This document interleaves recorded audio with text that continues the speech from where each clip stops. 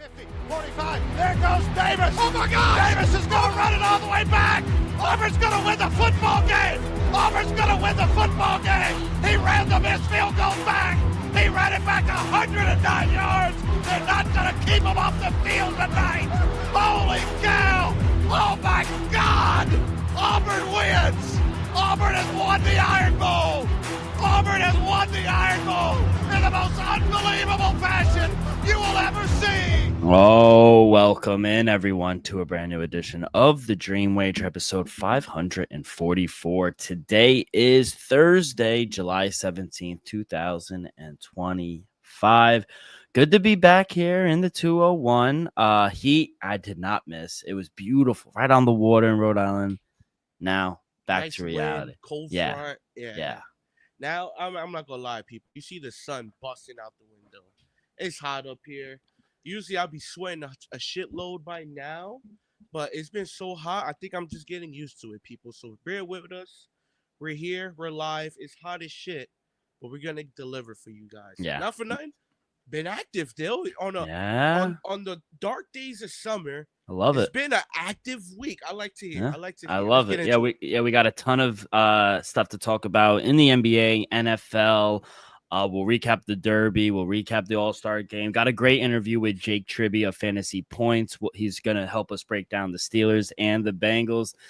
We'll preview our own thoughts on the Steelers and Bengals as well, and then get some predictions for Friday's MLB slate. But Kid, I was going to start with Bradley Beal, but we had breaking news right before we got on. 9-time All-Star Damian Lillard. He is going back home. 3 years, $42 million to return to the Portland Trailblazers. He does have a player option in 2027. He has a no-trade clause as well. It's a storybook return for the 35-year-old going back home to Portland. I love it. I think it's a great move. It's a net salary, $70 million between his Portland and Milwaukee deal. So it's a salary of $141 million over the next 2 years, and he has an opt-out in 2027. So I love the move. I love him going back home with a young Portland team. Yeah, I think this is a huge win for the Portland Trailblazers. One, we understand where Portland has been these past few years, especially without Dame. It's been a bad situation there. They got some young pieces. We got to see how it turns out. Now you get Dame Lillard back. We understand he probably won't play I'm going to assume for the 2025 season, but you never know, Dill. Maybe he could return late in the season, but I'm going to just assume he's out for the whole year. You get Damian Lillard back, who's, first of all, he's a fan favorite. You can make the case he might be an all-time Trailblazer, especially, since, 2000. And I think you got him for a hell of a price. The fact that you was able to bring him in for, let's just say, a 2-year deal at $42 million, 21 per, to me is a win-win for the Portland Trailblazers. So shout out to Portland and shout out Dame, getting the back door out of Milwaukee Bucks. He could have went somewhere else, probably to another contender. And he was like, you know what, I'm going to go back home. So I like the move from Dame, but I love the move for the Portland Trailblazers. Yeah, apparently they both really wanted and talked about the comeback within the recent weeks, according to Shams. Chauncey Billups, huge fan, head coach of Portland.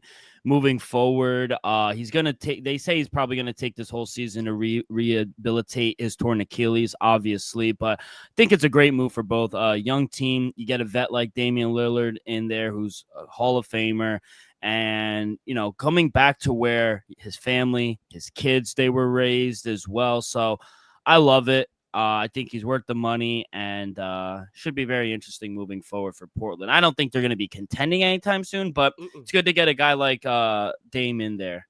Yeah, so it went healthy. We all know Dame is one of the greatest shooters all time, all NBA, all-star, when healthy.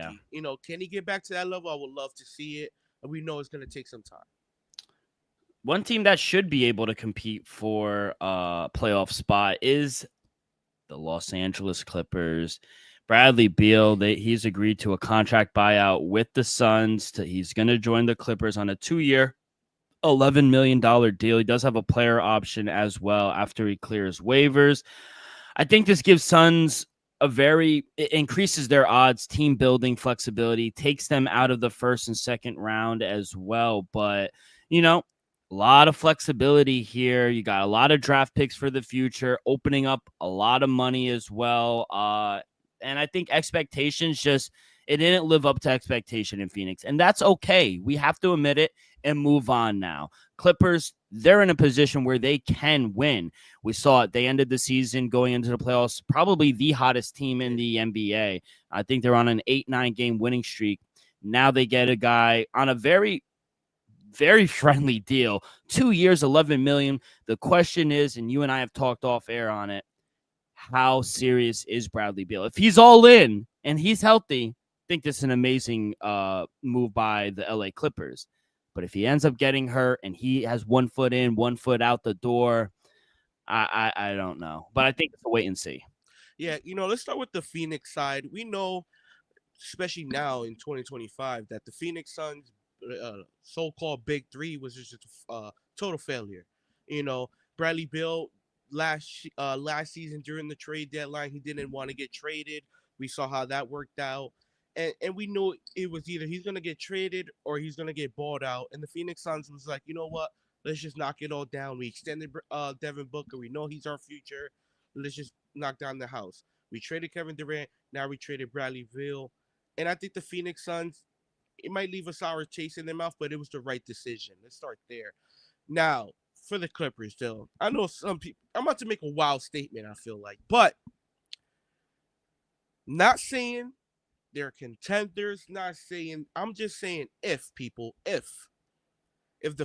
Los Angeles Clippers could find a way to stay healthy, right? Make a deep playoff push. Somehow make it to the Western Conference Finals, to somehow make it to the finals, which I doubt. But there's a chance with Bradley Beal signing a 2-year, $11 million deal. This might be one of the greatest signings in recent history, Dill. Let me explain to you why. That's what I say. It was a wild statement. But we all know. This is like I said, people. I'm saying if. We all know if Bradley Beal is healthy and he's motivated to play, Dill, we all know he can average 20 to 25 points. No issue. Correct? Mm-hmm. We all know he's an all-NBA player. Correct?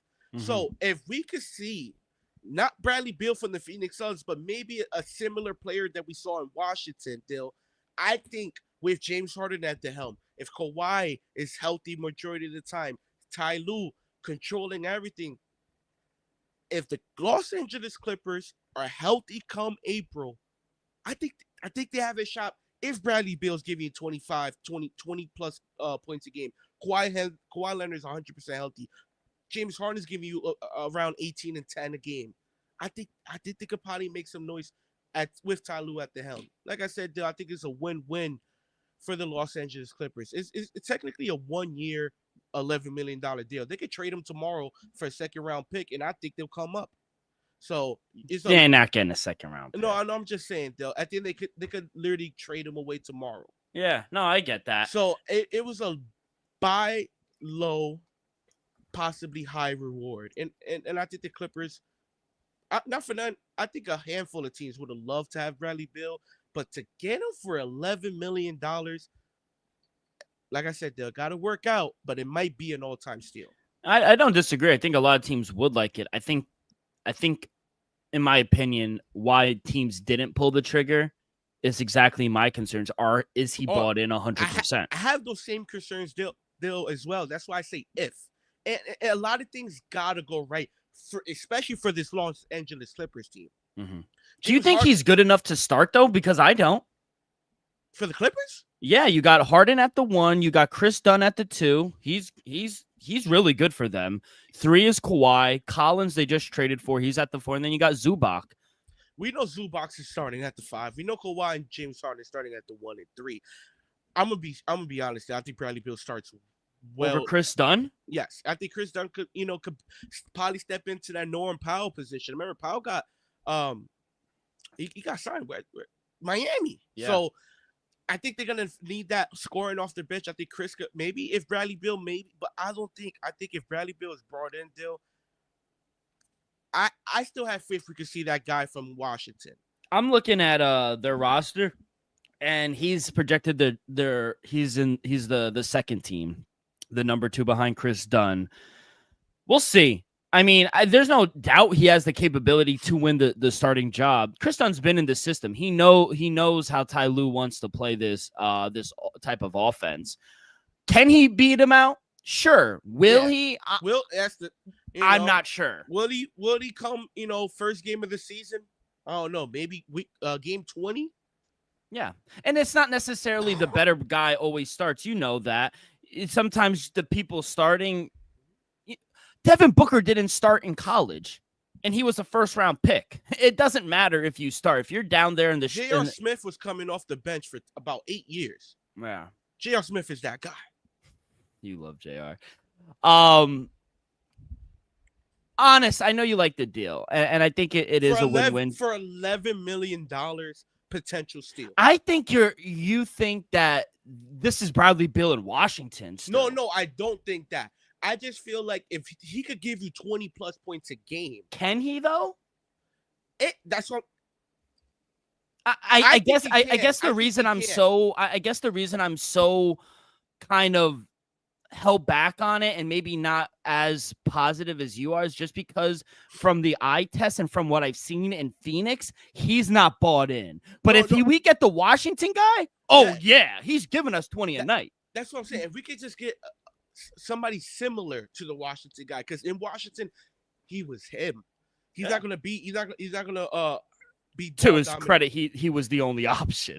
Exactly. You got Kawhi. You got James Harden. He can feed off those guys. And I think with James Harden at the helm, it's gonna make Bradley Beal's job easier. It's just, is he gonna be healthy? Is he gonna be 100% brought in? And if all those things align, Dill, I think he can average 20 plus points a game. You like the fit with Ty Lue in the offense?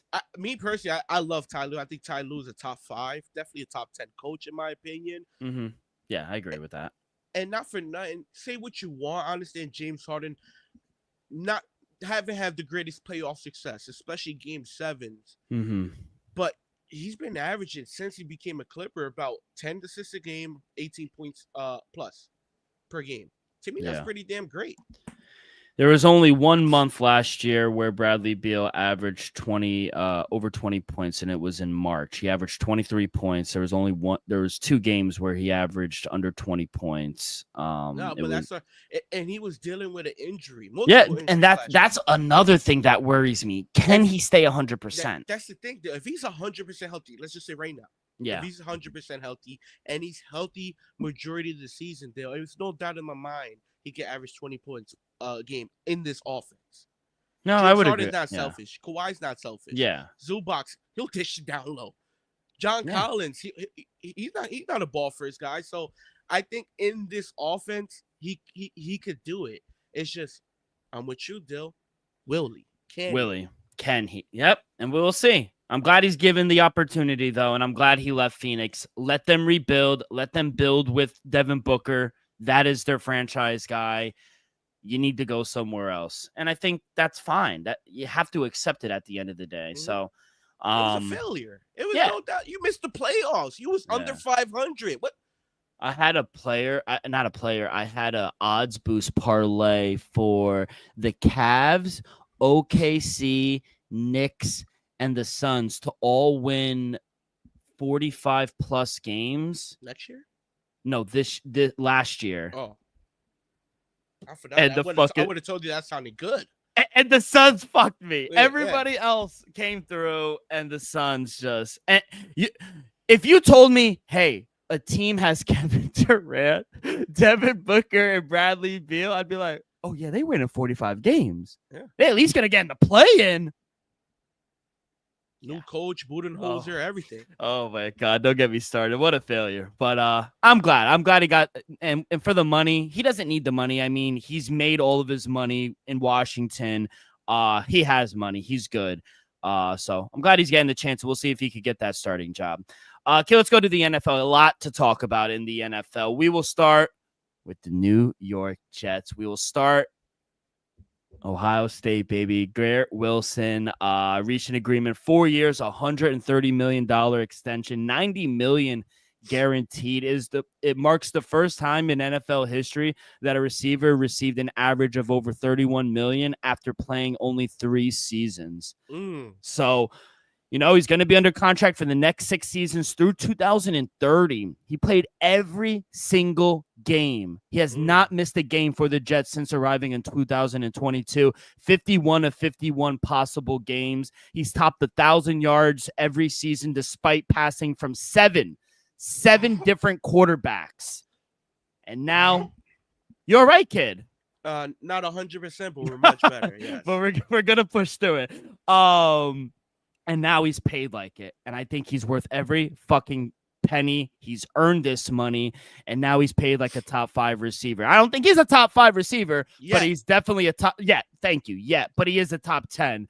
Jamar Chase is making $40.25 million. That he wanted to. Yeah, as he should.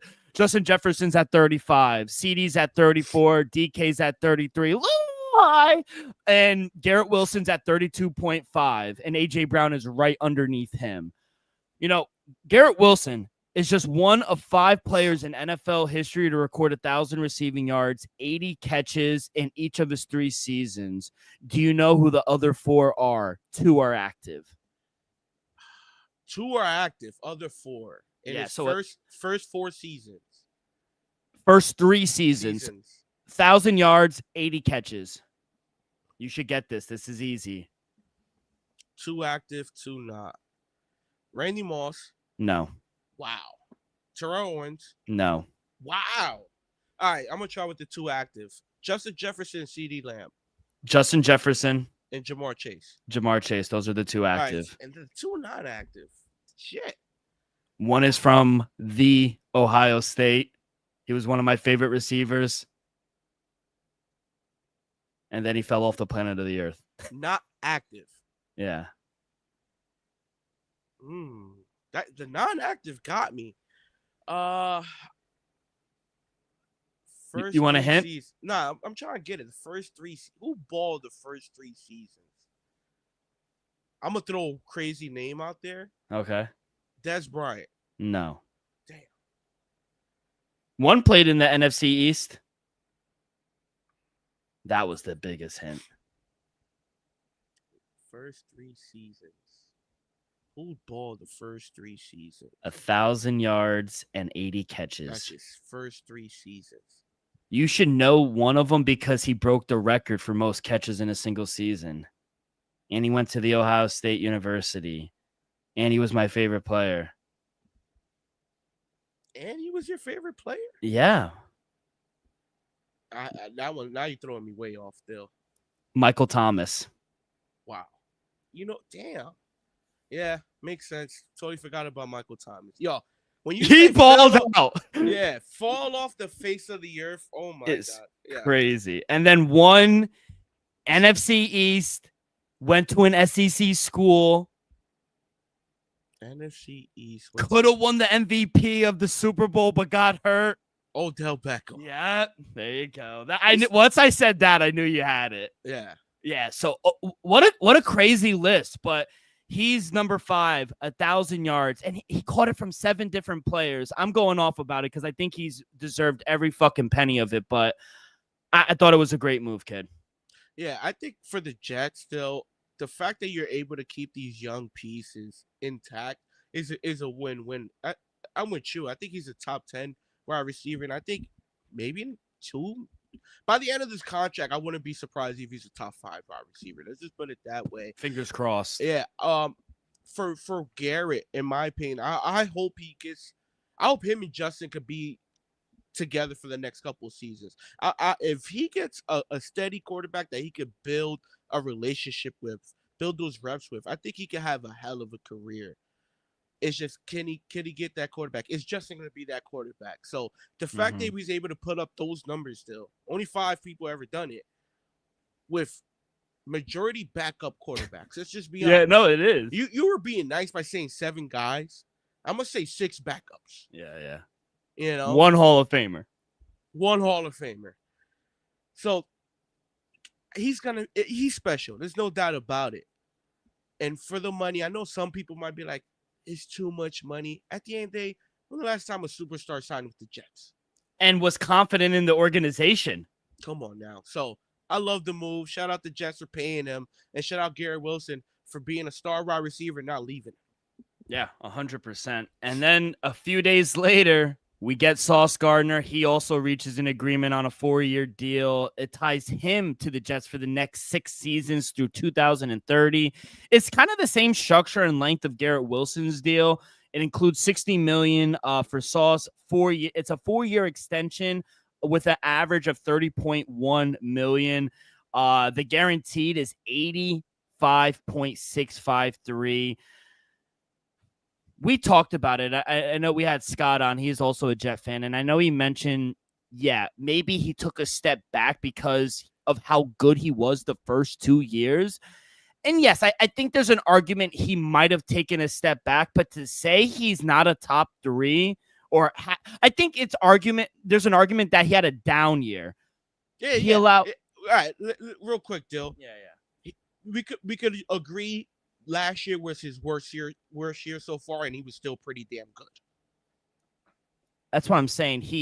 I'm going to use air quotes. He had a down year, but yet he only allowed 1 touchdown. And when he was guarding them, a 53% completion percentage. Quarterback threw away from him 47 times.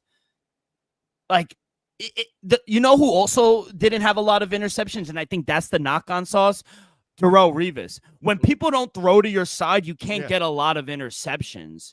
So, yes, obviously you want more interceptions and pass deflections. Absolutely. But the notion that he was a defensive liability is absurd.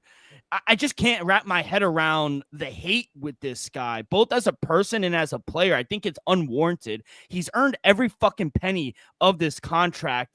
And you say he had a down year. He is still a top 3 corner in the league. Look at his resume. He was Defensive Rookie of the Year. He's a 2-time All-Pro, 2-time Pro Bowler. He's the highest paid corner in the NFL now. I mean, what are we talking about? Also, I have more stats because of it's crazy. Since entering the league, his Pro Football Focus, that's what the NFL uses, his rating since coming into the league, 3 years, 90.7. Can you see what that rank is, Elvis? What do you think it's ranked? Probably first. 43 forced incompletions. What do you think that is? 43? 43 forced incompletions. He doesn't get targeted a lot, so I'm going to say top 2. First. 50.9% completion rate allowed. First. Thank you. I mean, and people are saying he has 3 career interceptions. You're a clown. You know who I'm talking to. All this New York media, I listened to it on the way home. You're a fucking clown. He has 3 career. I want a playmaker. Shut the fuck up. I don't give a fuck what you're saying.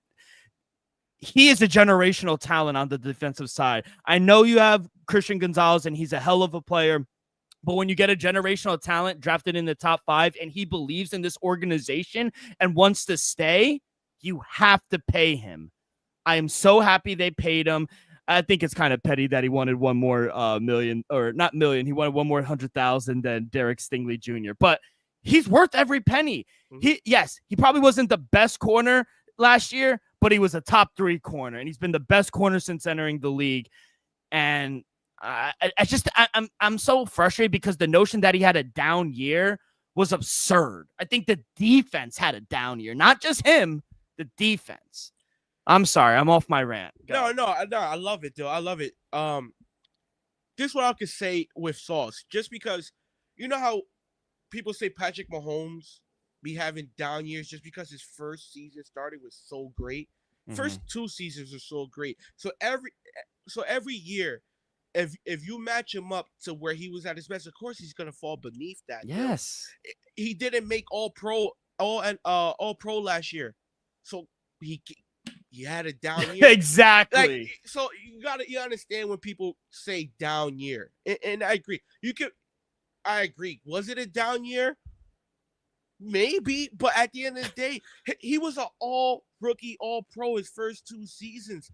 It's gonna be damn near hard to be all-pro 3 seasons in a row. Yeah. Especially when your team was dog shit last season. Hey. Let's be real, dude. I know. The We were, expectations though. was We here. were. Y'all were here, right? One thing for the 3 interceptions convo, the media and all that.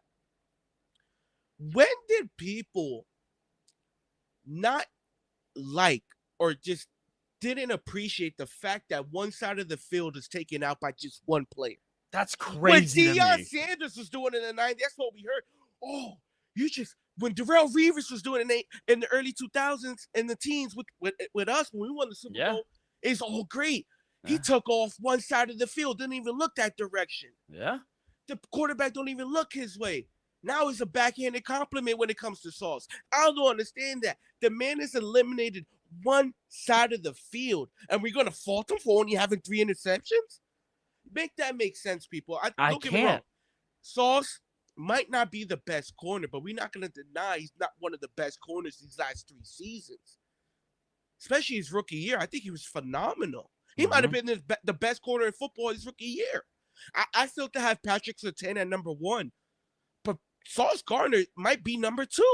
If you want to add somebody else, by all means, I'm not gonna, debate you. But I think Sauce has definitely earned the money. Can you make the case he's overpaid?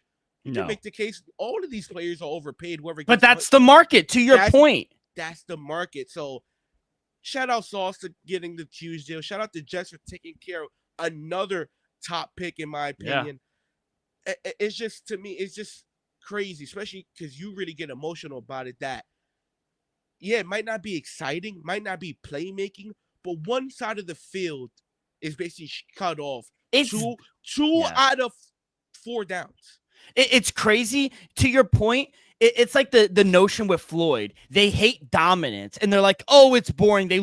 Society has looked at and poked holes in dominance, where it's like, oh, you can't do this. You can't do. No, it's dominant. So I don't know. I don't like it. I think he's worth every penny. I think Patrick Surtain is second. He's a fucking stud. Sauce and Patrick Surtain are the 2 best corners, in my opinion. I think Derek Stenley is right there. I know he's on a shit. I was just gonna say he's on a shit team, but JC Horn he's like legit. Yeah, he's legit. So I love what the Jets are doing. I gotta calm down because I do get emotional, but it's my team, and the Jets are not a team that usually does this. And yes, money talks, but I think what Sauce and Garrett Wilson did speaks volumes about how they feel overall as an organization. This offseason has felt intentional, strategic, and it appears that this new GM and Aaron Glenn, they're focused on improving. And I appreciate that as a Jet fan. So from 2011 to 2022, the Jets only signed 1 first-round pick to a second contract. Do you know who that was? What year? Start again. From 2011 to 2022, the Jets only signed 1 first-round pick to their second contract. Williams. No, 2011 to 2022. No, he was in 2023. Okay. Not CJ, not Mark. Second contract as a rookie. Defensive player. Definitely a defensive player. Was it Jamal Adams? Muhammad Wilkerson. Wow. I thought it was Jamal Adams because I thought y'all signed him and then trade him. I thought it was a sign and trade. Muhammad Wilkerson. But since then, Quinnen Williams, we got a long-term deal done in 2023, and then we just signed this. So times are changing in New York. They just need to be patient, but I'm happy, man. I think they deserve every penny. All right, enough about the Jets. Let's go to the Chiefs. Trey Smith, Pro Bowl guard, probably one of the best guards in the game. He was on the franchise tag till the deadline, but the Chiefs gave him a deal, 4 years, $94 million, $70 million guaranteed. He is the highest set paid guard in NFL history. It's the highest average annual salary and the most guaranteed money ever to an NFL guard. He's making $70 million guaranteed. The next is Robert Hunt, $63 million, and then Chris Lindstrom, he was making $62.7 million. So they had to protect Holmes. We saw it in the 2 Super Bowls that they lost. What was happening? offensive line was a major issue. Even if they had a pretty good offensive line, I still think the Eagles would have beat them. But especially the Bucs one. Yeah, especially the Bucks one. I think this is a first of all for the guard market. I think this is a win-win. I always love seeing the market go up, especially for every position. For the fact that he's the all-time highest earning guard in the NFL history to me. Shout out Smith, and also shout out the Chiefs because they they lose. It's crazy to say that when they lose the Super Bowl, they go out and re-sign and get these offensive linemen, Dale. And the fact that they're taking care of him. I hate the fact that it came on the last day of the franchise tag, but shout out the Chiefs, making him the highest paid offensive guard in the league, and I think he deserves. Maybe there's another guys that might deserve to get a huge payday pretty soon, but I think it was a great move for the Chiefs. Yeah, Chiefs weren't done as well. We had, if you can't do the time, don't do the crime. We had a Dallas County judge sentence Chiefs wide receiver Rashid Rice 5 years probation and 30 days of jail. That can be served during those 5 years. 5 years probation is crazy. Yeah, it was stemming from his role in that multi-car crash in Dallas back in 2024 offseason. Now, the judge has ruled the NFL can expedite its discipline process. It's probably going to get a multi-game suspension. Rashid Rice has also received deferred adjudication from the court. So if he does complete the probation successfully, the case will be dismissed and not on his record. And I don't think a lot of people get that. So it does help that he's in the NFL and he probably had a really good lawyer. But that is big. 5 years probation is crazy. And people were saying, let's draft Rashid Rice in the second and third round in our fantasy. Yeah, I ain't drafting Rashid Rice this year. Yeah, I drafted Rashid Rice last year. Up till he got injured with his ACL, he was one of the best steals in the draft. Let's just say that. And I got him pretty late too. To me, we knew something like this was coming, ever since last year. Mm-hmm. The fact that he has to do 30 days in jail, at the end he was a young man at the time, probably the first time going that fast in the car after getting a huge payday, and he just didn't know what to do. And I at the end, he was a young kid, So I think 5 years probation, 30 days in jail is a little heavy for him. But at the end of the day, judged in Texas, at the end of the day, it's Texas people. Lucky, it could have been worse. Now with the NFL, he's gonna get 8 games. I'm assuming he gets 6 to 8. He appeals and he gets 4 to 5. So I'm gonna say he misses the first 4 to 6 weeks of the season, Dill. So I'm gonna say Rashid Rice is back somewhere around week 7, week 8, maybe, because maybe it takes a week just to get back in shape and everything. Does it hurt the Chiefs? I don't think so. I think they'll be just fine. But to me, it just sucks that one, you're gonna lose a lot of money off a simple mistake. You're gonna get suspended. And now you're going to have this linger for the next 5 years. So hopefully Rashid Rice learns from this. And Jordan Addison from Minnesota, take some notes. Rashid Rice could have been worse. I hope Shador Sanders, take some notes. Y'all guys want to be out there speeding. Look what Rashid Rice doing. He's just same position you guys in, if not better, because he's a Super Bowl champ. And he's still not above the law. So I just hope this is a lesson for other NFL players to slow down on the road. And also people out there, just slow down. And if you get in an accident, pull over, call the cops. Don't run from the scene. Speaking of Jordan Addison, there was an update on him today. Today, after careful consideration of the charges against him and all defenses, Jordan Addison decided to plead to a lesser included vehicle offense, commonly referred to as, quote, wet reckless. As a result, Jordan Addison will pay a standard fine and complete 2 online courses, after which we expect that the probation will be determined early in 6 months. Damn. Over the past year, he voluntarily participated in MAD events, MADD, I guess that's an event, and programs. After reflection, decided to enter a plea, understanding the ramifications of his decision. He has kept the organization appraised throughout this legal process and will continue to in his full commitment to being a valued member of the team. So he's doing everything right. He's doing everything right. Yeah, he is doing. He did plead guilty, but He's I'm just reading lawyers and what they're saying. He stands to forfeit over 88,000 per game due to the suspension. So Rice, right? yeah, no, Jordan Addison. Addison. Shit, he's suspended. as well. It's 88,000. His contract was 2 years, 4.6 million. Yeah, he'll be, and he's gonna get a huge contract extension. Yeah. Whenever he's up. And he's taking the right steps. He's in programs. He's trying to make amends of it. He's accepted it. Yeah, but he was wilding too. No, they both were bucking. Everybody's wilding. Why? Yo, chill out with the cars. Like honest, you can rent a track. Y'all make enough money. Y'all could rent tracks for the weekend. I would say if I'm Rashid Rice, after the Super Bowl or the off season, I would immediately take the 30 days in the winter. Just take the 30 days and I'll be out. But you got to stay clean for the next 5 years. Yeah, I would say just get a driver for the next 5 years because you don't want to, especially with Texas, man. You don't want that to linger, dog. Just handle that after those 5 years because you give Texas a reason, they'll smoke you. They'll smoke you. All right. By the way, real quick before we get any Commonwealth state. So anybody listening, you're from a Commonwealth state, be careful. I'm letting you know right now. Be careful.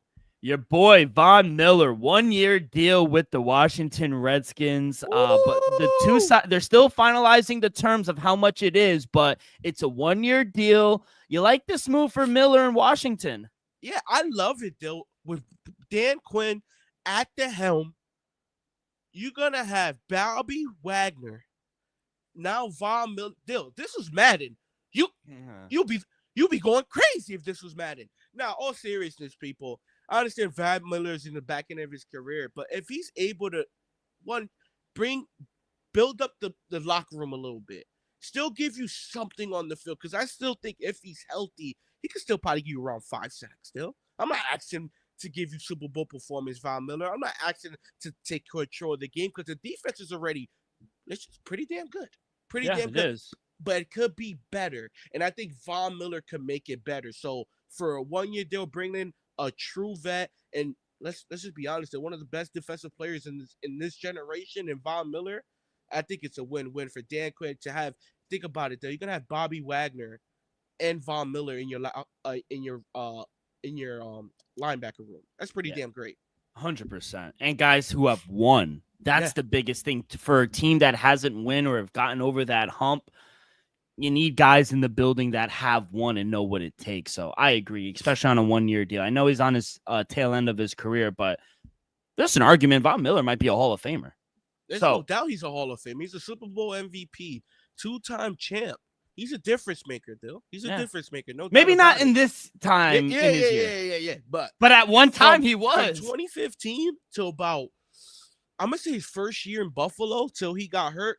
Man was even the first year after the injury in Buffalo. Remember when he had that stretch? I think he had like 6 straight games with a sack. He was still pretty damn great. He's the reason Peyton went to Denver. He said, "Yo, we got Von Miller. They won a Super Bowl because of that, bro." Real quick before we get to TJ Watt, Terry McLaurin's very frustrated. He's come out. It's gotten to a bad point where he's on the media saying, "I'm frustrated. Do we get a deal done before camp, or what's going to happen here?" I think you get a deal done. You have to get a deal done. Wouldn't be shocked if he missed, maybe a preseason game or 2, but definitely get a deal done. I'm going to say by August 20th. Because, one, Scary Terry, I think he deserves the deal, in my opinion. Definitely. And we all know Washington, you're a solid team, but I wouldn't take them to win the East, per se, without him. I don't think they'll make it as deep without him. They got Debo now. Yeah, but Debo, I know. Debo's not to disrespect Debo, but he's more of a gadget guy. Scary Terry could take the top off. Yeah, and I don't think Tebow could consistently take the top off. You still got Noah Brown there. You got my man Zach Ertz. Those are nice pieces. But Terry McLaurin is your number one option. Yeah, and I think you need him if you want to go places. I agree. Let's stay in the NFC. Oh no, we'll go back to the AFC. Excuse me. TJ Watt, man, what a contract. We talked about it. I think maybe last week or 2 weeks ago. We were saying, hey, does he get the deal done? I was like, hey, maybe, but he does. He becomes the highest paid non-quarterback in NFL history. 3 years, $123 million extension, 108 fully guaranteed at signing. He's making $41 million per year. It's the highest of any non-quarterback in NFL history. I mean, Jamar Chase is making 40.25. TJ Watt is making $41 million a year. Whoo! I mean, and he's not the only one that got extended. Myles Garrett got extended this season. Max Crosby. Danielle Hunter. All of them are making money. Myles Garrett's making $40 million. Danielle Hunter's making 35.6. Max Crosby's making 35.5 million. I think the next three guys we gotta wait to see. Trey Henderson. I don't know what Cincinnati's doing. They need to sign him. Minka Parsons. And Aiden Hutchinson.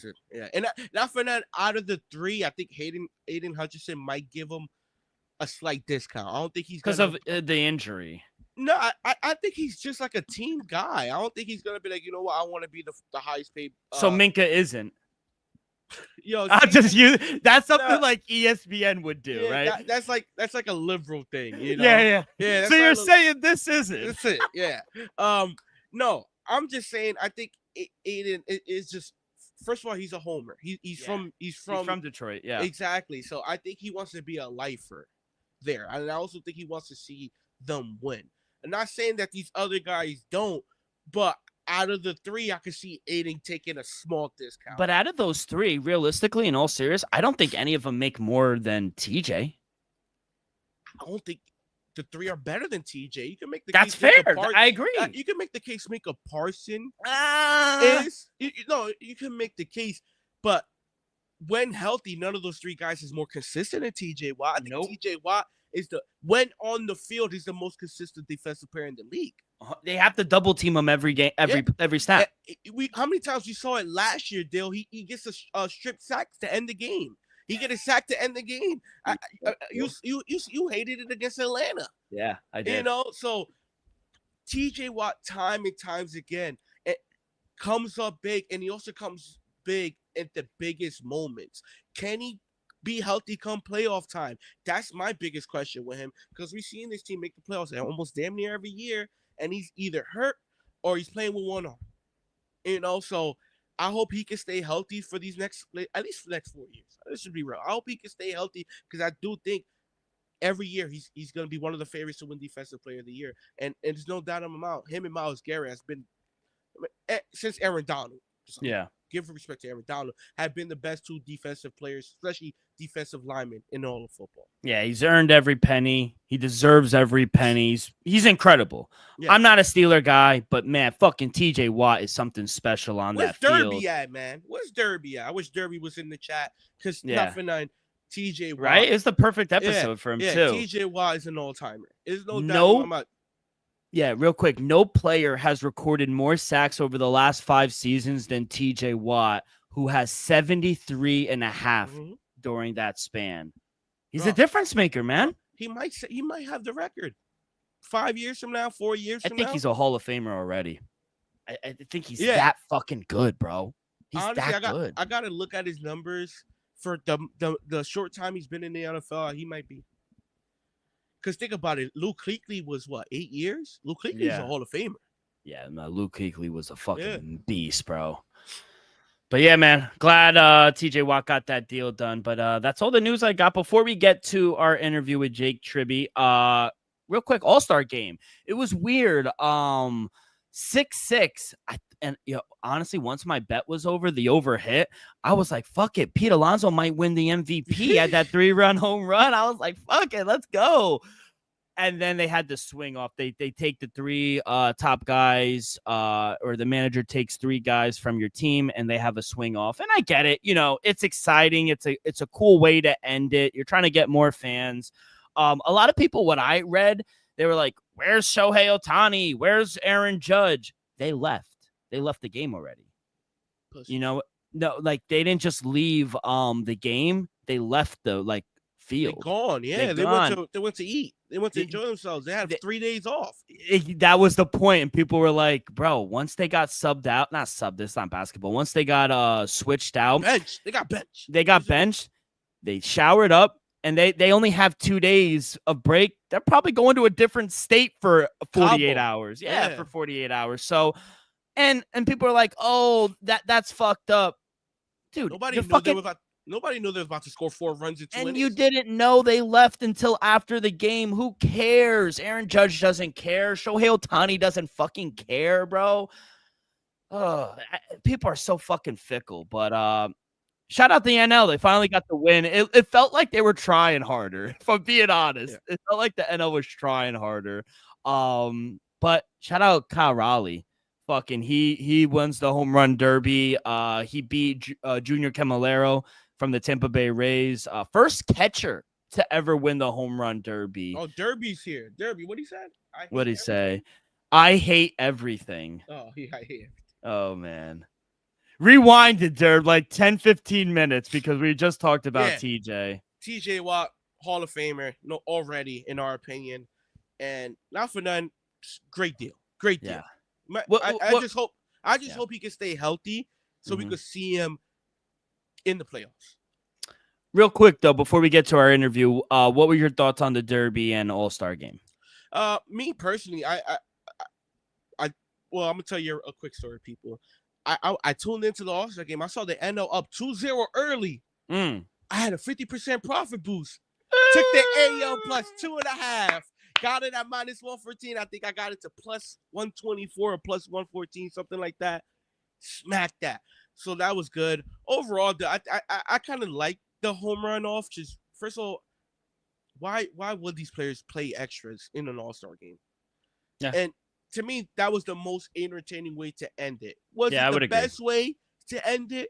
We could debate that, but was it the most entertaining way? In my opinion, I think so. And for the people that are complaining, where was Judge? Where was Ohtani? At the end, they can't satisfy everybody. People got lives to live. I'm gonna be honest. If I would have been subbed out, I would have been hours away already at the moment I got subbed out. So not mad at them. Shout out them for enjoying their few. Just every other sport gets a few days, maybe a week. MLB literally gets 3 days off and then back to the season. So yeah, I ain't mad at them one bit. And for Ray Rhines from the Mariners, shout out him for being a favorite and winning it all. I think it's been a while since a favorite won the home run derby, but he said since a child he wanted to win it. And a lot of people saying, "Oh, did he really deserve to get it to the second round?" I'm not gonna. He did it by an inch. Who gives a fuck? Who gives a fuck, in my opinion? But shout out him winning it all, and I hope a couple of people put the tickets in because I didn't. I did plus 325. Yeah, I thought it was cool. He did switch hit as well, just like Adley Rutschmanson. I thought that was pretty cool as well. Switch hitting in the home run derby was cool, and he had his brother catching, and he had his dad throwing to him. So it was a cool thing. I'm happy for him. All right, kid. Before we get to our interview, a quick word from our sponsor. We're brought to you each and every episode by Viva Tequila Seltzer, the most refreshing hard seltzer on the market, hands down. It is no wonder why Viva was voted #1 hard seltzer in the world by San Francisco World Spirit Competition. With only 88 calories, 0 carbs, 0 sugar, and a light 4.5 ABV. Viva is the perfect drink for your post-game celebration, as it was created with that perfect active lifestyle in mind. We flavor our tequila seltzer because flavor is the spice of life, and we like our drinks. So just a kick, just like how we like our lives, whether it's Huckleberry playing around a golf with the boys or an elderberry watching the MLB, it doesn't matter. Our favorites pair perfectly with our Tucson Blanco tequila for that subtle and refreshing drink. I believe here at the Dream Wager and at Viva is to live long, live well, and live it up. And now here is our interview with Jake Tribby. All right, great interview with Jake. Wealth of knowledge. His data goes back all the way from 2022. He worked with PFF for a little bit, Roto Wires as well. And I know you weren't on the interview, but kid, we're all in on JJ McCarthy, baby. I'm telling you. Also, he gives us really good. I was telling him before, I always say last question before we let you go. I was like last question because we didn't get to the Seahawks. Kid, I'm all in on JSN this season. I'm all in. I already put the future in over 950 receiving yards. I think he's a second round pick. Sam Darnold loves his slot receivers. Now, You could say maybe he'll move out a little to the outside real quick because they got Cooper Kupp. But, man, I'm all in on JSN, and so is he, and that made me very confident. But great interview with Jake. We'll definitely get him on. Derby's in the chat. He said, wait, D-Rock, are you a Buckeye? He's a Buckeye for sure.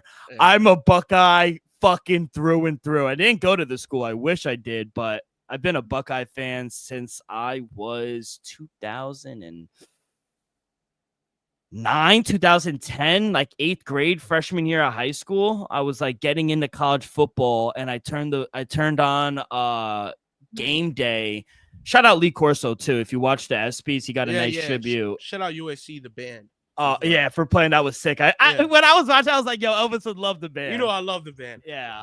But I turned on Game Day, and the game was Florida versus the Buckeyes. And my grandpa was like, oh, these are one of the two most like predominant schools in college football. I was like, oh shit. I didn't like Florida. Don't tell my girlfriend. But I was like, I'll root for the Buckeyes. And ever since, I've been a Buckeye fan. And am I going to College Game Day? Fuck yeah. Week 1, Texas and Ohio State, baby. That's week 1. That's a hell of a fucking game. Yeah. But yeah, no, I'm not a Buckeye. Do I wish I was a Buckeye? Yes. But I'm not. Buckeye at heart, though. Who do you root for, E? For college football?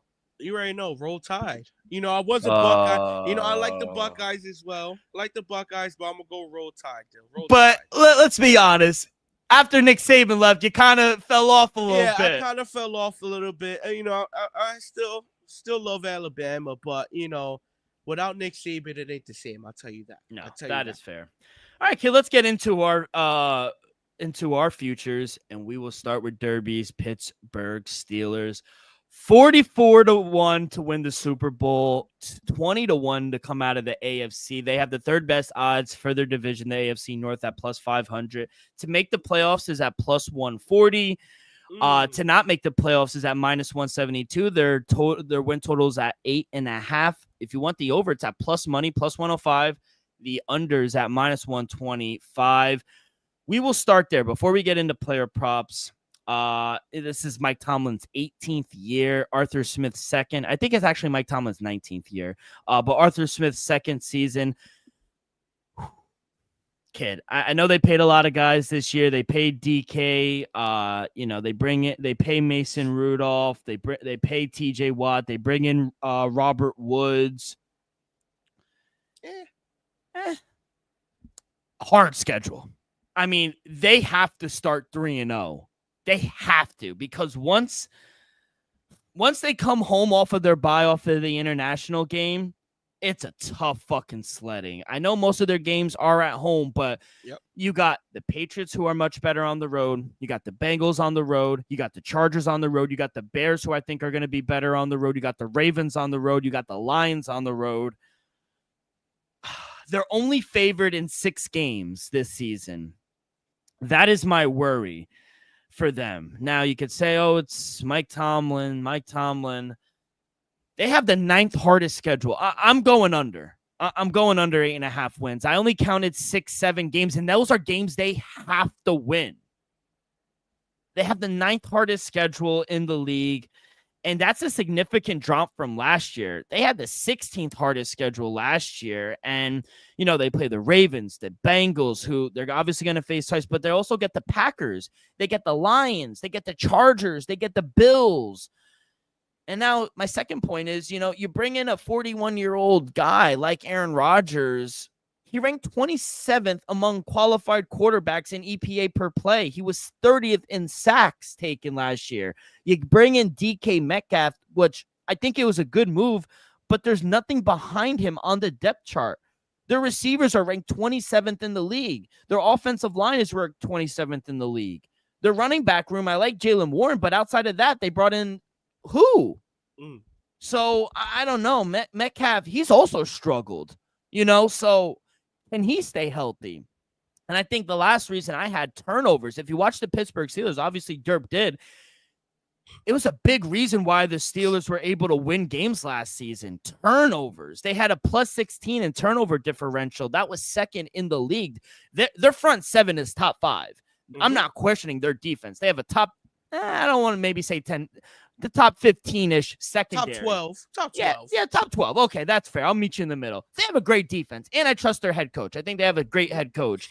But I don't know. They forced 22 fumbles. They're plus 16 in turnover differential. That number is extremely impressive, but also, you get turnover luck. That's a key word as well. If that luck turns around, fewer turnovers are going to equate to fewer wins as well. I don't know, man. It's hard to bet against Mike Tomlin. He's one of the best coaches in the NFL. Aaron Rodgers is not an MVP caliber. I got to go under, kid. And I'm not taking him to win the division. I'm not taking him to come out of the AFC. I'm going to take the under. I'm gonna be honest, still.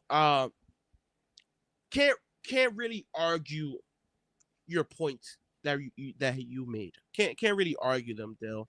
But one thing we could agree on, their defense is pretty great, right? Yeah. And Derp also mentioned, I'm sorry to interrupt, but he did correct us. They're bringing Darius Slay and Jalen Ramsey. Yeah, so, Darius Slay and Jalen Ramsey. So the secondary, in my opinion, like I said, I'll give them top 12, have a chance to be top 10. Just look at the depth chart there. You got Patrick Queen, Cameron Hayward, T.J. Watt, Darius Slay. You still got Joey Porter Jr., who I think is going to be a stud. You got Sean Elliott. I think he's a pretty good safety in my opinion. You got Harmon on the inside, Benson. Dill, I understand you don't love the wide receiver core, but I think they're decent. I'm not saying they're top 15 wide receiver on top. I'm not saying that, but all I'm saying, I see some potential there. Calvin Austin III, he's a deep threat. There, I'm not saying he's a game changer, but he's a deep threat. I don't have much on Robert Woods. I think he's good, but is he a difference maker? Scotty Miller, I know you remember Scotty Miller. He's pretty good. Pat Freiermuth and Jonnu Smith, though. I think with DK Metcalf and those two tight ends, Aaron Rodgers with a low turnover rate, I think this offense can be okay. Jalen Warren, I'm not the biggest fan of him, but I think he's a solid running back. I wouldn't be surprised if he's up there around 800 yards, a couple touchdowns, though. Let's just be real. So I think with Aaron Rodgers, it's definitely an upgrade at the quarterback position.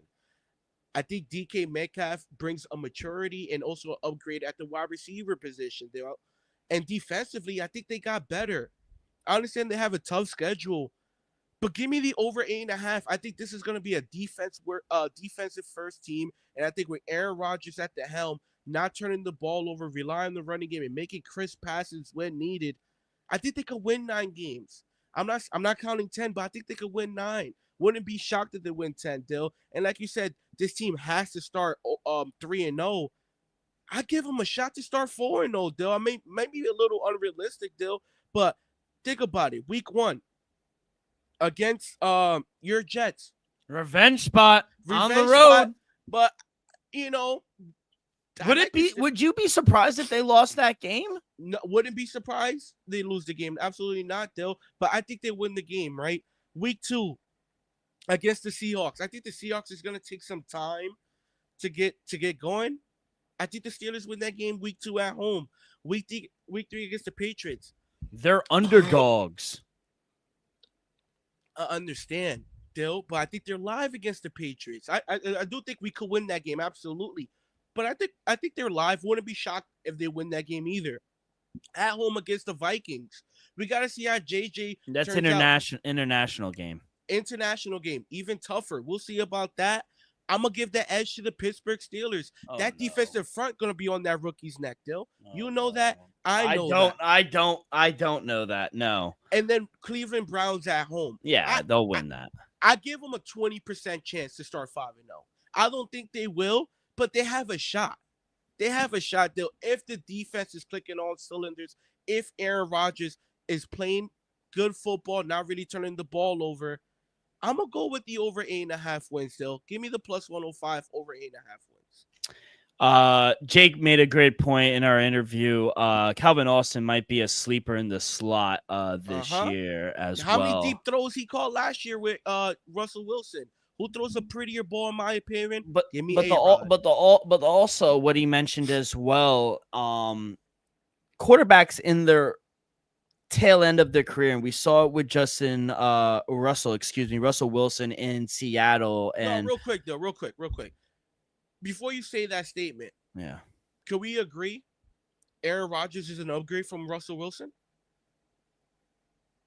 I can't say that, no. Wow. So you think Russell Wilson is better than Aaron Rodgers? I think they're about the same. I think they're both bottom 5, bottom 10 quarterbacks. Wow. Yeah.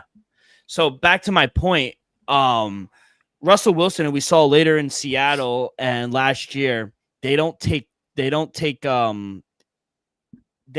shots downfield later in their career. How many times did we see Russell Wilson drop back and throw to the running back? But we're not talking about Russell Wilson. We talking but about Aaron Rodgers did the same. Aaron Rodgers did the same thing. Yeah, but he had a bottom 5 offensive line last year. You could even agree on that. He's going to have a better offensive line, Dill. He's going to have a better team around him. His offensive line is ranked 27th in the league. Their offensive line is not good.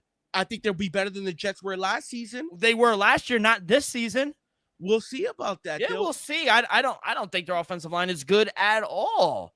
So I don't know what that is. I don't think they're good at all. And I don't think they're you bring in DK. That's a good move.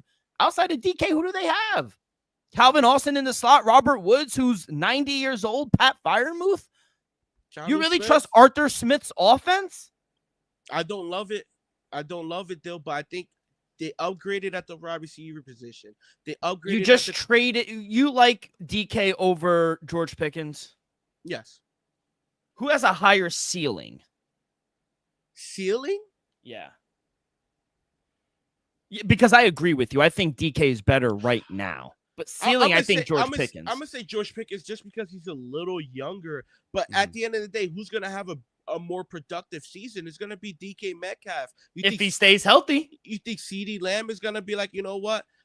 Let's get a couple of targets going the other way. No, CeeDee Lamb is going to get 100+ catches. We know that. But I don't think he is. I don't think DK is. I think DK will get more than George. Where's George? Cowboys, Dallas. Oh yeah, well, yeah, because he's the second option now. Yeah, absolutely. Point. Yeah, so is the ceiling higher for George? Yes, but I think DK is an upgrade, and we both. Is it fair to say they still have a depth problem in their wide receiver room? Absolutely. I don't love the wide receiver room, Dill, but in my opinion, I think it's a little better than it was last year. It wasn't good last year. I think Derby would even agree the wide receiver room wasn't great last year. I think they're a little better this year. I understand they make no splashes, but Scotty Miller, Jonnu Smith, Robert Woods, that's okay. I'm also worried about that. You bring in a Jonnu Smith. Are they going to use a 2 tight end set? I don't know if they will. I'm not sure if they will, but you got to admit those are 2 pretty good tight ends, Dill.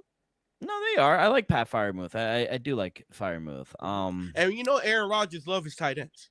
Wouldn't be surprised if both of them are getting multiple targets throughout the season. It might be late additions, maybe a waiver wire, good pickup, depending on the game. I don't love the running back room either. Jaylen Warren, he's good, but I agree with that. Who do they have as backup? They drafted a rookie, Caleb Johnson, out of Iowa in the 3rd round. That's their backup.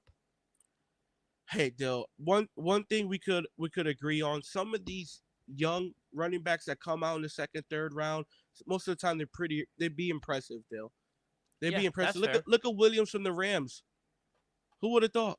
And look at that. He led the league in touchdowns his rookie year, missing 2 games. So I'm not saying they drafted Kerr Williams late in the draft. All I'm saying is, Dill, these young bulls could run the ball, and I wouldn't be surprised. Look at Jaylen Warren. We didn't know Jaylen Warren runs. Now he's a starting running back, and he's pretty good. Not saying he's top 10, top 15, but he's serviceable. He's pretty solid. Wouldn't be mad if he's my 3rd option in fantasy. I'll tell you that.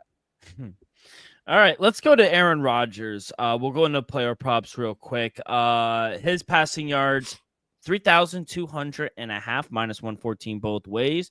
Passing touchdowns is at 22.5. It's at minus 122 towards the over, minus 108 towards the under. What are your thoughts here on this upcoming season for A-Rod?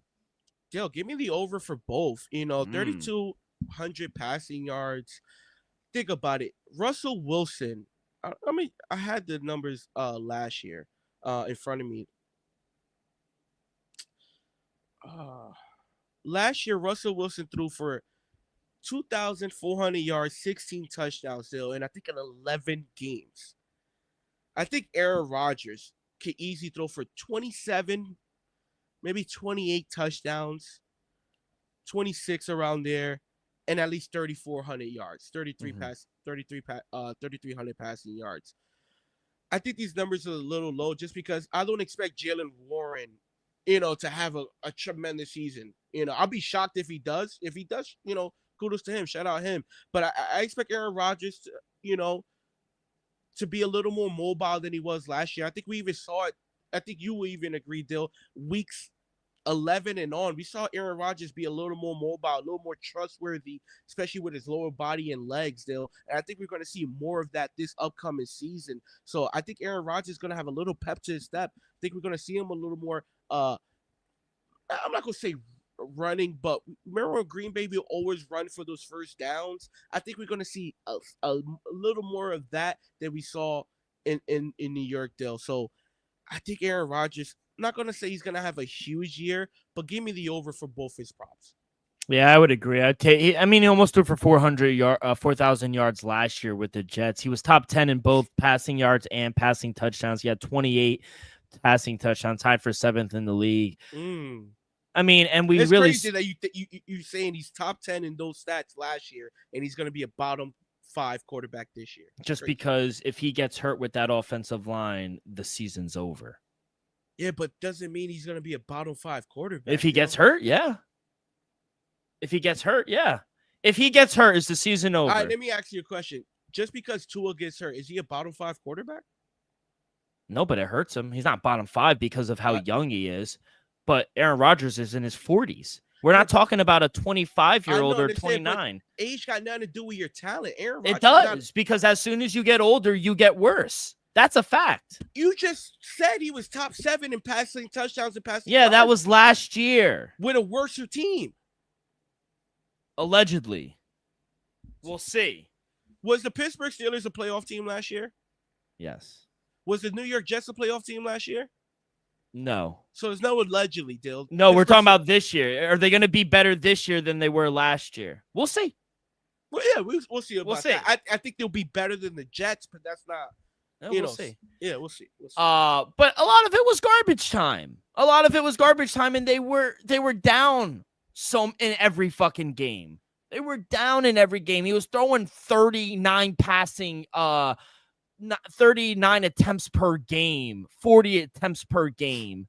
That's insane. Arthur Smith's offense is not like that either. So, and I don't expect them to be down as much. So they might run the ball a little bit. They might check down to the running back. But to your point, though, I do think 3,200 is a little low. Think about it. Let me just read out some numbers. Besides the 2023 season, we all know he missed the season after week 1. In 2024, 3,800 yards, 28 touchdowns. 2022, 3,600 yards, 26 touchdowns. 2021, 4,100 yards, 37 touchdowns. 2020, 4,200, 48 touchdowns.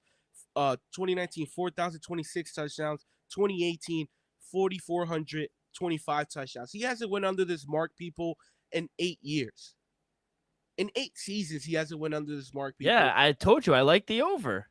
No, I'm just giving more reasons why people out there should take it and like it, and why you should also overthink saying he's going to be a bottom 5 quarterback this year. I want you to retract that statement. No, I will not. I will not. That's wild. I will not.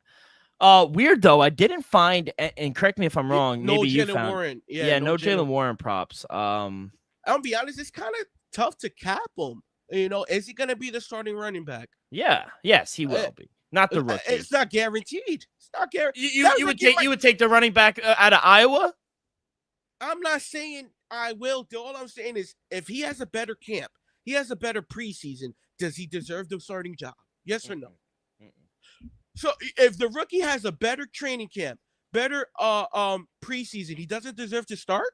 No, and I don't think Mike Tomlin would do that either, just because this is his third year in the system. What you mean? Najee Harris started as a rookie. Yeah, but they had no one. and he was a first-round pick. This guy's True. This guy's a third-round pick. And he might be special. Might be. I The don't know. might is in capital. Capital with an exclamation mark. Yeah, might be.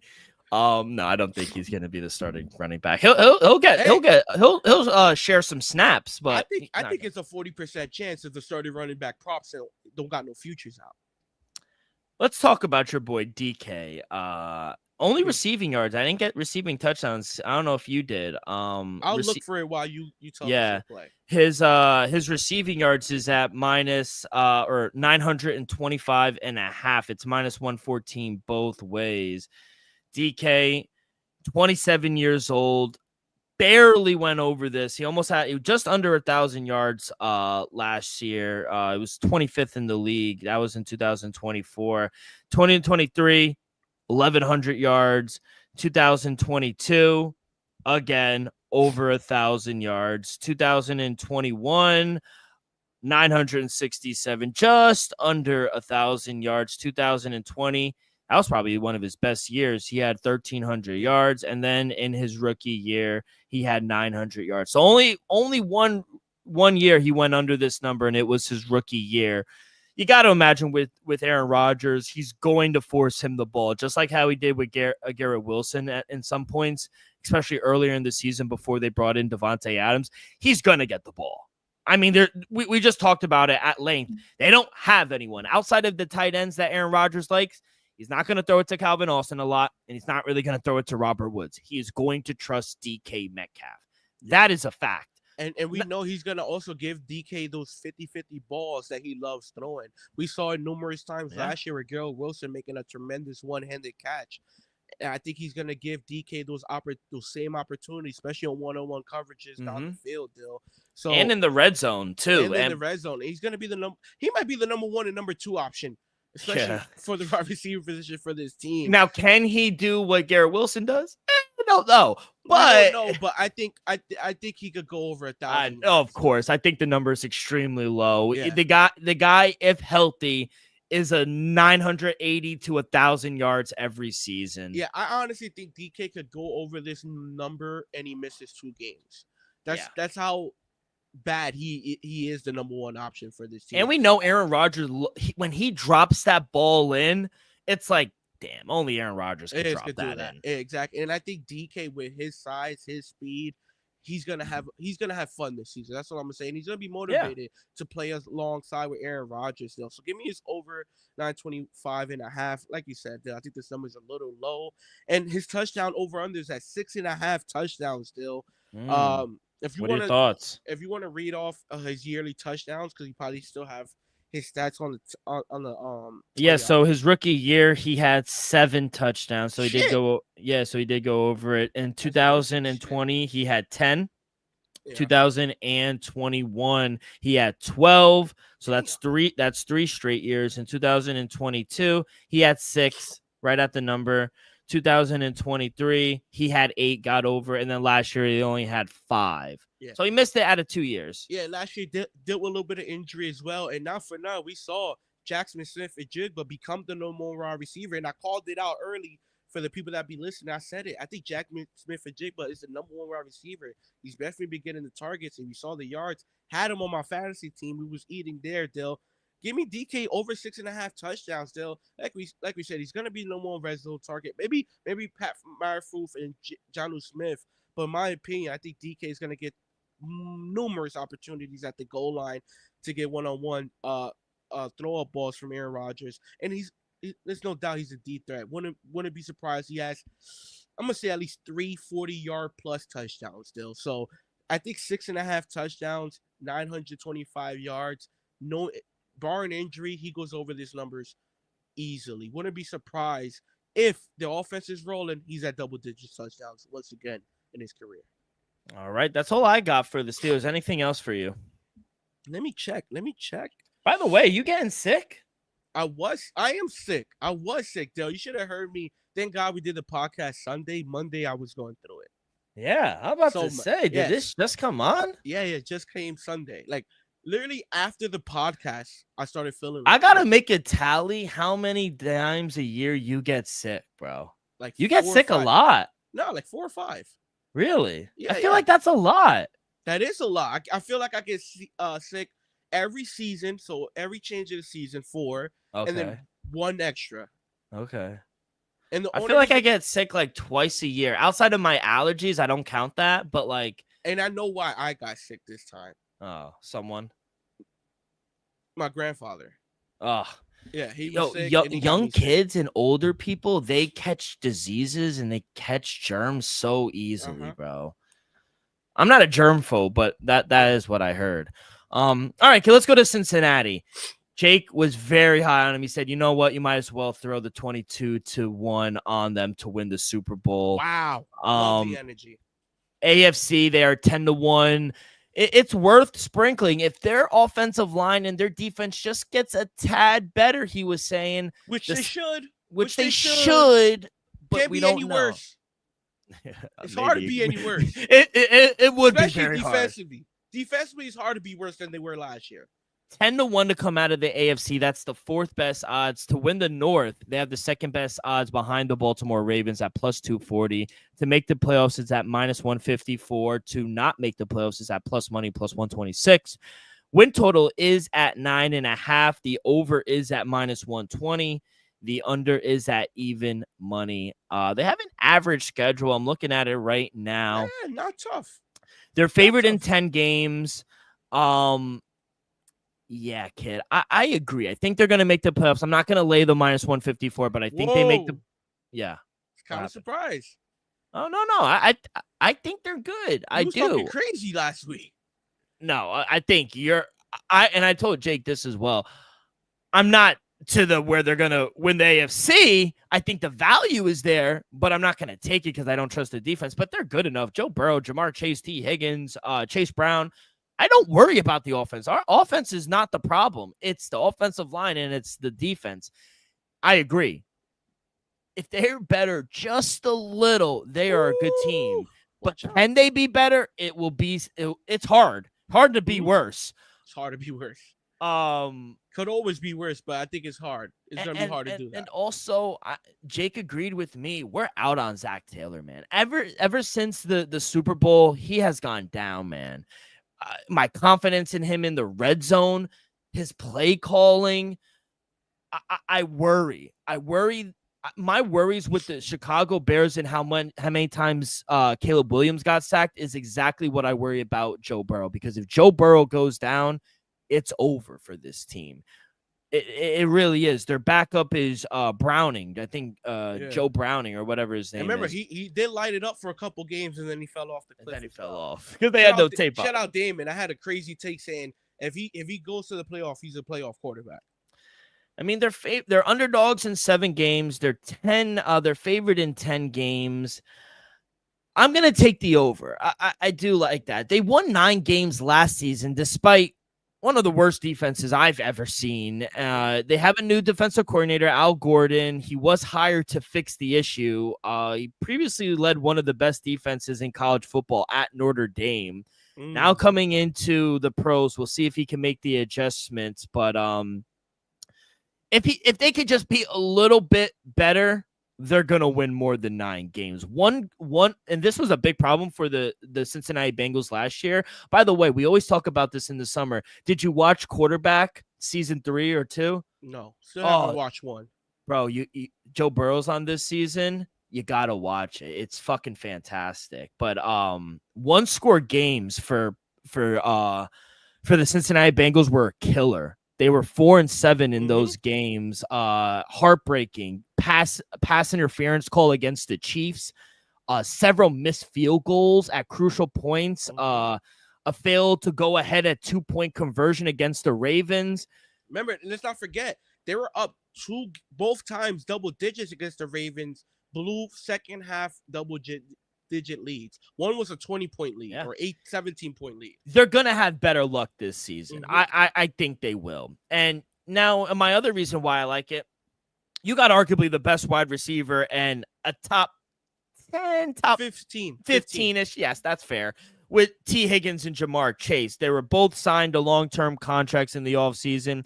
And when both players are on the field, I'm sorry. Magic happens. they're just unstoppable, this Mhm. offense. And at the same time, Joe Burrow is a top 4 quarterback, top 3, whatever number you want to put him in. Very true. As long as both receivers stay healthy and Joe Burrow stays healthy, this offense could go toe-to-toe with literally anyone. I love Joe Burrow. He's my 4th best quarterback. I think the receiving room is top 1, top 2 in the league. Running back room, it's okay. I like I like Zach Moss, Chase Brown, Zach Moss. They signed some RJP Ryan. So they do have a little depth. I don't mind that. Offensive line is what I worry about. Front 7. I wish they signed Trey Henderson. Then I probably would feel they should. I would feel more comfortable about their front 7. Their secondary is what worries me, kid. That is what worries me. And also Zach Taylor. I keep coming back to him, but I am not high on him. The Bengals are notorious for slow starts. Under Zach Taylor, they started 2024 with an 0-3 record, including a week 1 loss to the Patriots. Cincinnati's going to face the Browns in Cleveland and then face the Jaguars in week 2 for their home opener. Another lackluster start for them would probably keep them under this total. So they got to get off to a better start. I'm off of Zach Taylor, but I think this team has enough talent to get over 10 wins or over 9 wins. So I'm going to take the over. Yeah, Dale, give me the over 9.5 wins. I'm surprised you were talking this well about the Cincinnati Bengals team, especially after last week. I thought you was going to come in and just let's just say I just thought you'll have more negative energy towards the Cincinnati Bengals, Dale. I think I could agree with most of your statements, Dale. I think Cincinnati have a chance to be might have a chance to be the best offense in football. Joe Burrow is no doubt top 3, in my opinion. He's the second best quarterback in football behind Patrick Mahomes. Last year, I think, Dylan, you could even agree with me. If the team won 10 games, 11 games, he would have been the NFL MVP. He had a hair under 5,000 yards, 43 passing touchdowns, only 9 interceptions with a rating of 108. The guy was tremendous last season, and in my opinion, he could have won MVP. But shout out Josh Allen. Jamar Chase had himself an historic season, won the Triple Crown. T. Higgins is none to scoff at. Chase Brown, especially down the stretch, though, he has some great games. It's just the biggest question mark this team has is their defense. Their defense let them down too many times to count last year. I always refer back to those 2 Baltimore Ravens games that they could have easily won. Like I said, both had double digit leads each game, and somehow ended up losing because of their poor defense. Give me the over 9.5 wins. Give me them to make the playoffs on -154. And Dale, if you a little chalky though. Yeah, a little chalky, Dale, but I wouldn't take them to win the division. I honestly give that title to Baltimore. We'll get more into that on the next episode, but I think the Cincinnati Bengals have a chance if the defense take a step up to contend for a Super Bowl. I think offensively it's going to be hard for any team to outgun Jamar Chase, T. Higgins, and Joe Burrow. But if your defense can't stop the opposing team, you're just going to end up losing the game, Dale. But realistically, Dale, if the defense get better, I give the Bengals a shot against anybody. All right. Let's go to, are you taking them to win you said you got the Ravens maybe, and we'll talk about that next episode, but Super Bowl, maybe AFC, was it 10-1, 11-1? They have the 4th best odds. It is 10-1. Yeah. You know what? Maybe a sprinkle on it. I don't have them going to the Super Bowl, but like I said, if their defense takes let's just say hypothetically speaking, they're a middle of the pack defense. Let's just say let's rank them 16th defense in the league. They should win 11, 12 games. Yeah, exactly. Yeah, I agree. If they're a middle of a pack defense, I think they could be dangerous still. Yeah, so I would agree. If their defense is grooving, they're in rhythm, they're healthy, wouldn't be shocked if they're in an AFC championship. Not at all. All right, kid, let's go to the player props. Obviously, we have to start with Joe Burrow. I mean, coming off that career year, he was special.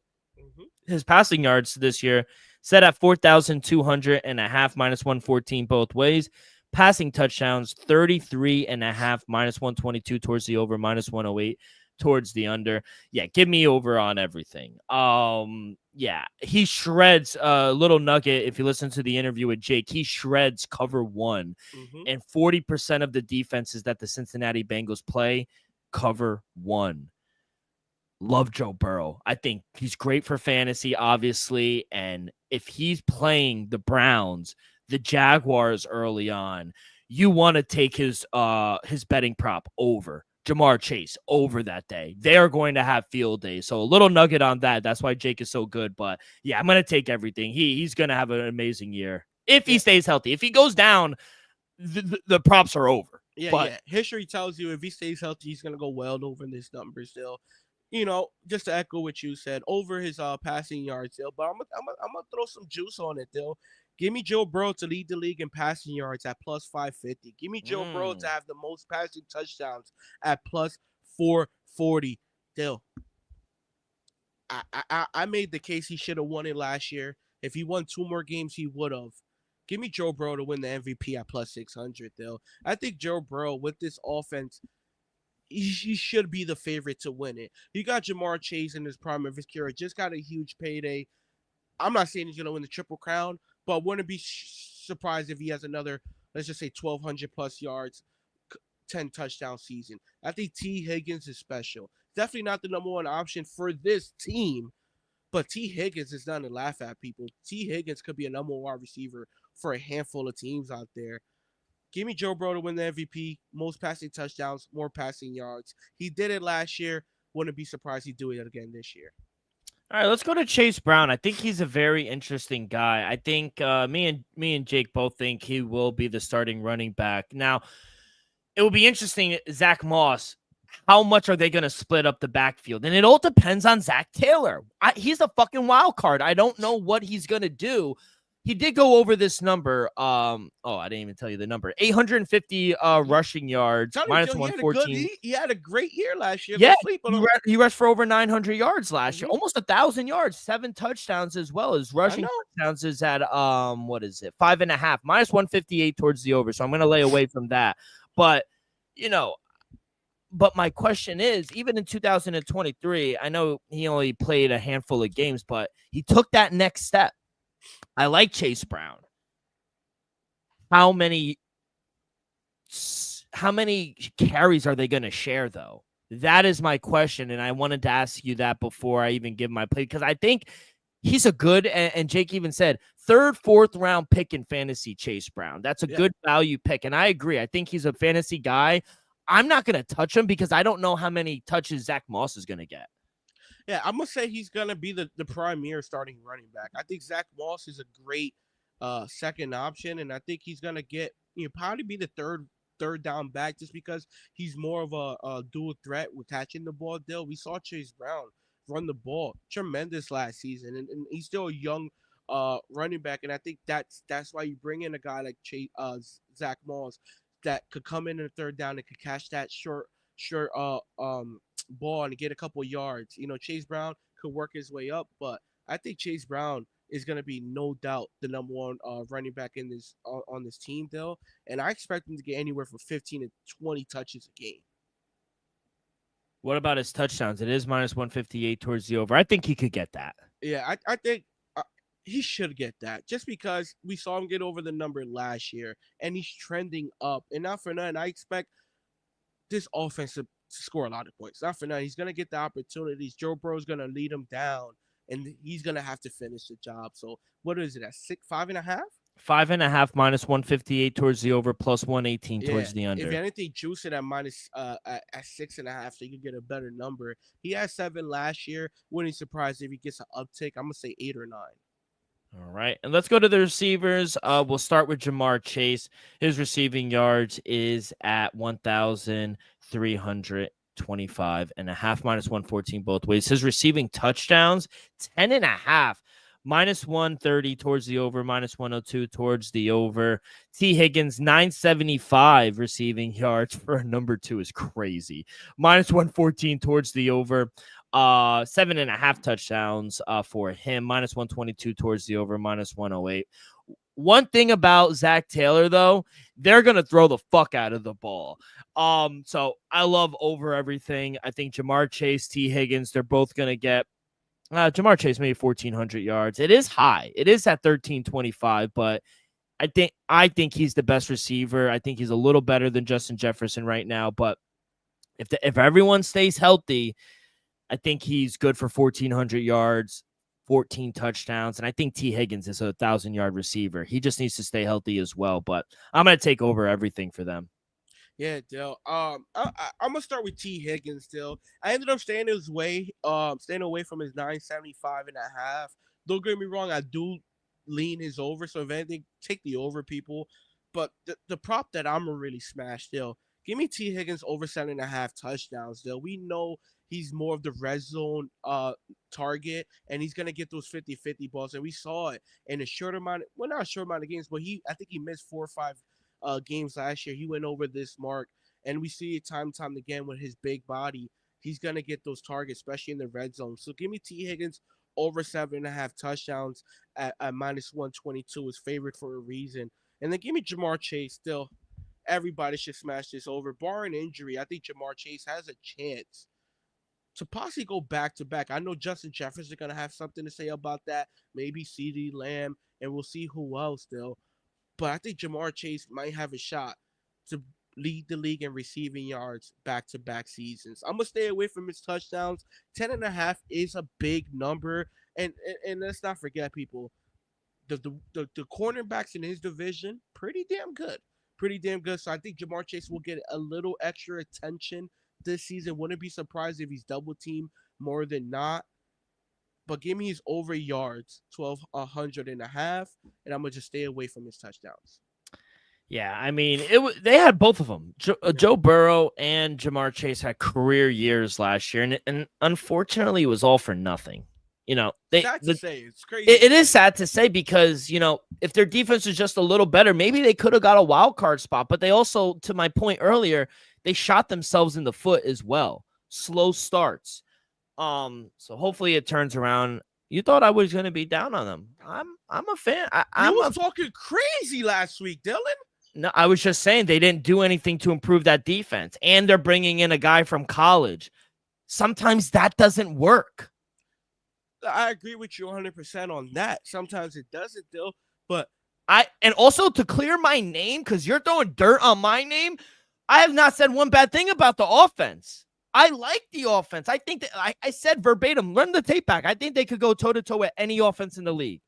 Defense is what I worry about. The moment you said, who do you want in the head-to-head? I said, Joe Burrow, shit went left. Well, because I said eventually the team is going to need to get a stop. And that's why I said I said you didn't ask team. You asked which quarterback you want. I'll take Joe Burrow. That's fair. All right. You have him second. Josh Allen third? No, you got to put Lamar. I'm going to put Lamar just because Lamar could do it all. But Josh Allen, he deserves to be number 3. I just have Lamar there. Look, real quick, my top 4: Pat, Lamar, Josh, Joe. I don't think it's wrong. I don't think it's right, but I'm not mad at you for it. I think it's Patrick, Joe Burrow, Lamar, Josh Allen. You could those are the 4 anyway, yeah. and I think 2, 3, and 4. Any way you put it is Who's different. 5? I want to hear your 5. It's definitely not Jalen Hurts. Oh, no. By the way, did you hear the ESPYs yesterday when Lamar came up? They go, "Oh, did you who won the MVP last year?" And he goes, "Me." And it was just chuckling, but we all know Josh won. I don't know who do you think? Because I have an answer, but I'm interested to see what you say. I'm gonna go. Damn. It's tough because you got Matthew Stafford, true vet, one of ring, been there and done that. But can I say he's the 5th best quarterback coming into the 2020? That's the 2025 season. He's there. He's number 6 for me. Yeah. Wow. I like Matthew. He's Super Bowl champ. And at 37, he's still slinging the fucking ball. Yeah. And wasn't the Rams the best team to compete with the Eagles? They could have won that game. Yeah, absolutely. In the snow. You always got to bring up I like Matthew because that's Stafford. a Los Angeles team. I like Matthew Stafford. Like I want to put Matthew Stafford there. You know who another guy who I want to put there, but he just got to prove a little more. Jaden Daniels has the potential to be a top 5 quarterback this season. He does. He got the arm. He got the leg. 8. He's 8 for me. Still, I'm going to have to put Jalen Hurts there. You're crazy. I'm going to have to put Jalen Hurts there. You're crazy. You know why? Because of the Super Bowl? No. Why? 31 other teams had a vote on a play to stop him. The man has an unstoppable play at the goal line, and the NFL and teams in the NFL had to come in together to vote for him not to run it anymore. Jalen Hurts is number 5, though. Super Bowl MVP, Super Bowl winning quarterback. He could do it with his arms. He could do it with his legs, still. And one thing we could agree on, we saw him at his best during the toughest games last year. What was the thing? Oh, you can't trust him. He turns the ball over. He can't do it with his arms. He did it with his arms, his legs versus the best teams throughout that playoff run. We saw it against the Chiefs in the Super Bowl. We saw it against Washington. Hey, we saw it against the Rams. I understand Saquon had a lot to say about that, but Jalen Hurts won the Super Bowl. I know the defense had a lot to say, but Jalen Hurts' arm won that Super Bowl deal. I'm going to have to put Jalen Hurts at number 5. Can you guess who my 5 is? You say you got Stafford at 6, right? I got Jalen Hurts at 9, by the way. That's crazy. You know what? You're kind of nuts just for having Jalen Hurts at 9. So I'm gonna assume your number 5 is. Now, it's crazy to say this, Justin Herbert. No, he's 7. I was about to say, oh my God. I love Justin. Yeah, I know. I get a hard on for Justin Herbert. Having Justin Herbert ahead of Jalen Hurts is crazy to me. I get a hard on for Justin Herbert. Pause, but yeah, he can't do. He's not at Jalen Hurts' level. Yeah, yet. you're right. He's better. No, he's Continue. not. Who's number? Can you guess 5 for me, real quick, and then we could go to baseball. He's either. I'm gonna name 2 names. Okay.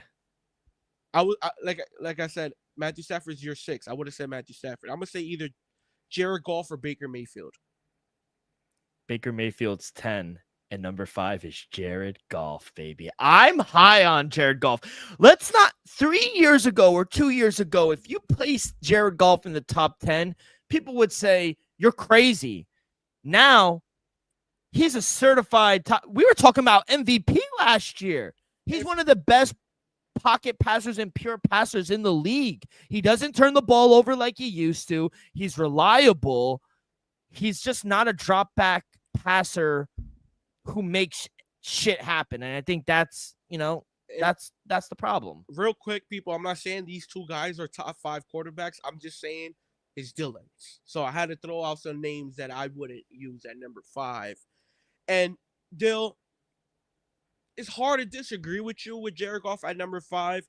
The only reason I wouldn't put him at number 5 is because I would like him to have similar success, if not the same success, without in my opinion, one of the best play callers in all of football, and Ben Johnson. Yeah, we'll see this year. If he's able to have similar numbers without Ben Johnson, I'm gonna say he's a tough. I'm gonna put him in that conversation. All right. If he's not top 5, he's definitely a top 10 quarterback. That's not debatable. With Ben Johnson, absolutely. Even if he puts up the same numbers as last year. If he puts up the same numbers as last year, he's going to be in the conversation, though. Yeah. I just don't have him near top 5. All right. Yeah, I think I know that's a stretch, but that's mine. I might have Justin Herbert over him. I might. I'm not saying I do. But if I had Justin Herbert is so fucking good. He's good, though, but I don't think he's as good as you portray him to be yet. The ceiling is there, though. The ceiling is there. I'll tell you that. I'll give you that. The ceiling is there. With Mr. Harbaugh there now. All right, okay, let's get into it. Baseball is back for the second half of the season. We got a full slate. Your Red Sox, they're on the road playing one of the hottest teams in the NL. They got the Chicago Cubs, but Lucas Giolito's on the mound against Colin Ray. Guys are short underdogs on the road. The Mets are at home. They're playing Cincinnati. I got tickets, by the way, for next month. Yeah, next month they're playing the Mariners. Firework night. Did not know that, but that should be fun. The Mets, Sean Manaea at home, getting the first start, so that should be very interesting. They're minus 168. Any plays you like here for Friday, kid? Yeah, I just got 2 plays. Didn't want to go too crazy on it. First game, 7-10 start. Athletics taking on the Cleveland Guardians. Guardians at home, coming back. First game from the break. You got Slade Connie? I always butcher that. Slade Ciccone. Give me the Guardians at home minus 135 on the money line. If you could, I see in 130s out there, so shop around. You got Justice Spears on the other side. It's okay, but give me the Guardians at home. I think Guardians try to make a playoff push. We'll see if they can, but give me the Guardians at home after the break. And then next game, Dill. I didn't want to take it, Dill, but I think we gotta let the Braves just be the Braves, Dill. They've been bad, and I don't think they're gonna turn it around in the second half. Give me Matt Fried returning. Max Fried. Max Fried returning back to the Atlanta. Give me Max Fried and the Yankees minus 120 in the money line.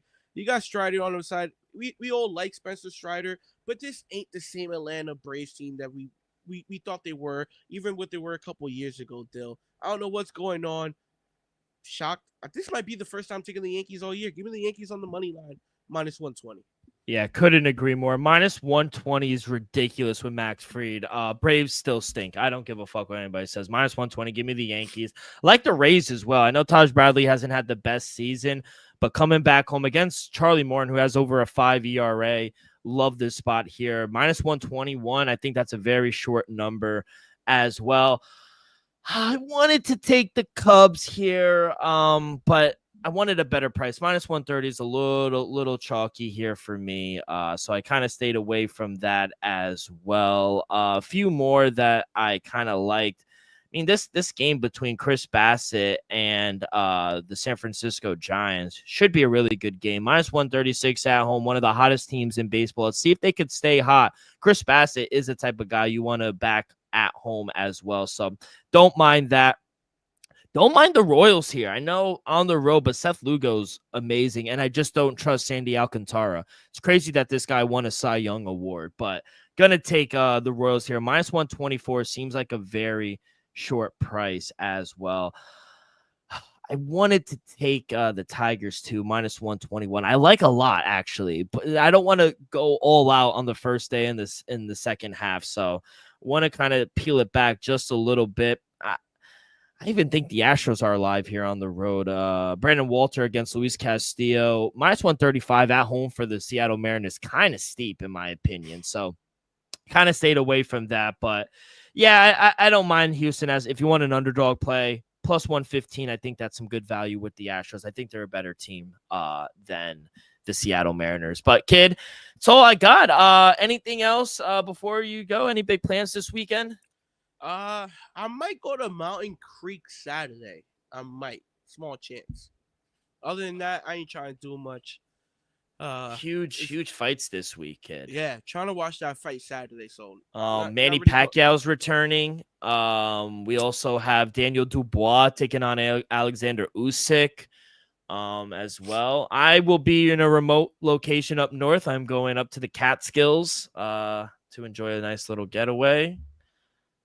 I have I got 5 more hours till I could say I'm in my 20s. Sheesh. It's tough, kid. It's tough, man. Shout out all my cancers, though. Shout out all the cancers. Good people out there. Yeah. Some crazy. No, mostly good. some crazy. Yeah, all right. Definitely some crazy. But kid, I appreciate it. Appreciate you guys in the chat. And yeah, good luck on all your bets this weekend. Enjoy the fights, enjoy the games, whatever you're betting on. And we will be back on Monday. Peace.